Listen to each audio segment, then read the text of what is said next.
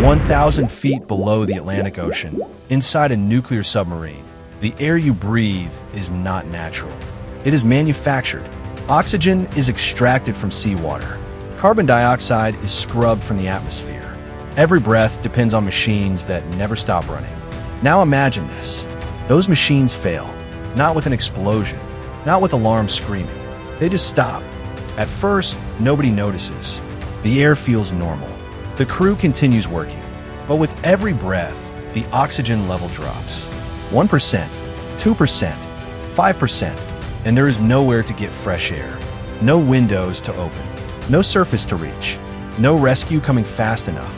Inside a submarine, oxygen loss is silent. It does not announce itself. By the time the crew realizes what is happening, some of them are already starting to die. To understand how catastrophic oxygen loss is, you must first understand how a submarine breathes. On the surface, humans take oxygen for granted. It makes up 21% of Earth's atmosphere. You breathe it in. Your body uses it. You exhale carbon dioxide. Simple. But inside a sealed submarine, this natural cycle does not exist. A modern nuclear submarine can stay underwater for months without surfacing. The USS Virginia class, for example, carries a crew of 135 people. Each person consumes approximately 2 pounds of oxygen every day. That is over 270 pounds of oxygen needed daily. And unlike diesel submarines that must surface to recharge batteries and refresh air, nuclear submarines generate their own oxygen through a process called electrolysis. Here's how it works. Seawater is pumped into an oxygen generator. An electrical current splits water molecules into hydrogen and oxygen. The oxygen is released into the submarine's atmosphere. The hydrogen is expelled overboard. This system is powered by the submarine's nuclear reactor, which provides nearly unlimited electricity. It sounds perfect, but it has a critical vulnerability. If the oxygen generation system fails, the submarine becomes a sealed tomb. The crew is left breathing a finite supply of air that gets worse with every passing minute. Oxygen levels drop. Carbon dioxide levels rise. And unlike a sinking ship where water is the enemy, here the enemy is invisible. It is the air itself. Most people believe the biggest danger in oxygen loss is suffocation. But the truth is far more complex and terrifying. Oxygen deprivation does not kill everyone at the same rate. It happens in stages, and each stage brings new horrors. Let's walk through what happens when a nuclear submarine loses oxygen at depth. For this scenario, imagine the submarine is operating at 1,000 feet below the surface. At this depth, water pressure is 430 pounds per square inch. Surfacing takes time. Emergency procedures take time. And time is the one thing the crew does not have. Stage 1. The first 30 minutes. Nobody knows when the oxygen generation system fails. Nothing changes immediately. The submarine's atmosphere still contains breathable air. Oxygen saturation is at 21%. The crew continues their duties. Engineers monitor the reactor. Sonar operators track contacts. Navigation plots the course. Everything seems normal. But with 135 people breathing in a sealed environment, oxygen levels begin to drop. 21% becomes 20%, then 19%. Still, nobody feels different. The human body does not have an oxygen sensor. You cannot feel oxygen disappearing the way you feel heat or cold. By the time someone notices something is wrong, the air has already become dangerous. Stage 2, 30–60 minutes. The warning signs atmospheric monitoring systems detect the drop first. Alarms sound in the engineering spaces. Red lights flash in the control room. The crew now knows they have a problem. But here is the terrifying part. Oxygen at 18% is still breathable. It feels almost normal, but subtle changes begin. Crew members feel slightly tired. Thinking becomes just a little slower.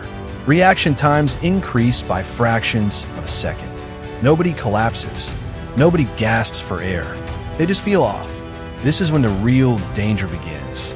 Because at this stage, cognitive function starts to decline. And cognitive function is what keeps a submarine operational. The captain must decide, attempt emergency surfacing, deploy emergency oxygen systems, or try to repair the oxygen generators. Every decision requires clear thinking.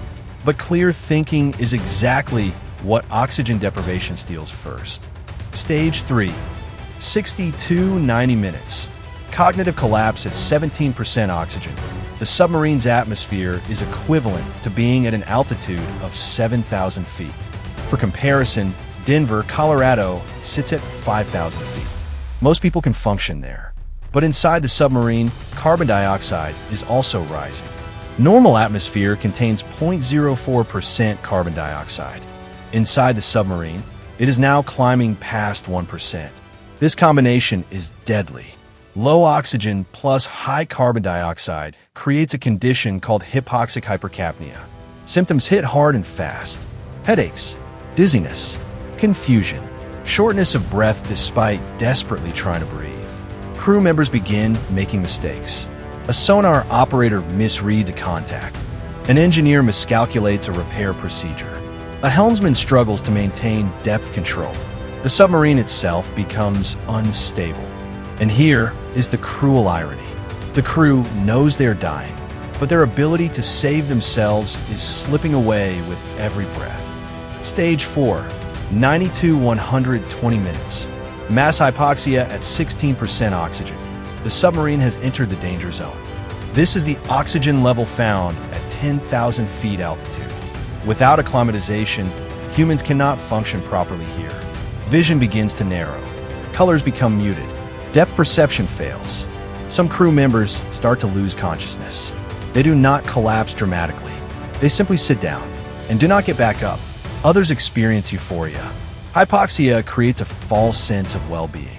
Pilots call it the rapture of the deep. Submariners dying from oxygen loss sometimes smile. They feel warm, comfortable, at peace, even as they are dying. This is when the submarine's command structure begins to break down. Officers struggle to give orders. Enlisted personnel cannot follow them. Communication becomes fragmented, and the submarine continues operating at depth because nobody has the mental capacity to execute an emergency surface. Stage 5, 2 to 4 hours. The final stage at 15% oxygen and below, mass casualties begin.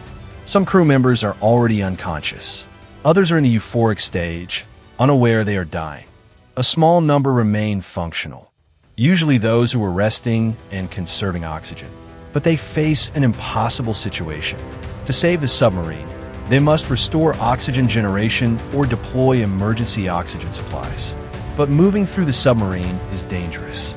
Unconscious bodies block passageways. Equipment malfunctions due to lack of monitoring. And those still conscious are operating with severely impaired judgment. Emergency oxygen systems exist on submarines. Oxygen candles, chemical devices that release oxygen when ignited. Emergency air banks, compressed oxygen stored for exactly this scenario. But deploying them requires coordinated action. And coordination is nearly impossible when most of the crew is incapacitated. This is the moment when survival becomes a lottery. The submarine may surface in time. Emergency oxygen may be deployed successfully, or the crew may simply run out of time. And 135 people will die together, sealed inside a steel tube, 1,000 feet below the surface. Not for violence, not from fire or flood, but from something as simple as the absence of oxygen. The scenario described above is not hypothetical. Submarines have experienced oxygen system failures.